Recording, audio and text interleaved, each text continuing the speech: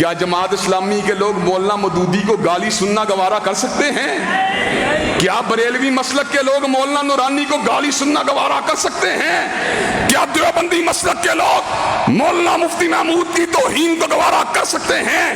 کیا اہل الحدیث مسلک کے لوگ علامہ شہید کی توہین کو گوارا کر سکتے ہیں؟ اور جن کو اپنے موجودہ اکابرین سے اتنا پیار ہو کہ وہ ان کی توہین کو گوارا نہیں کر سکتے، رب کعبہ کی قسم ہے ہم صدیق کی توہین کو بھی گوارا نہیں کر سکتے، فاروق کی توہین کو بھی گوارا نہیں کر سکتے، ذوالنورین کی توہین کو بھی گوارا نہیں کر سکتے، حیدر کرار کی توہین کو بھی گوارا نہیں کر سکتے۔ مر تو سکتے ہیں لیکن عظمت صحابہ کے بس سمجھوتا نہیں کر سکتے۔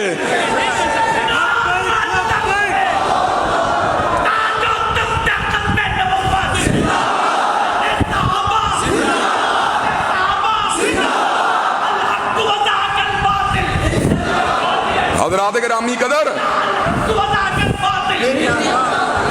حضرات گرامی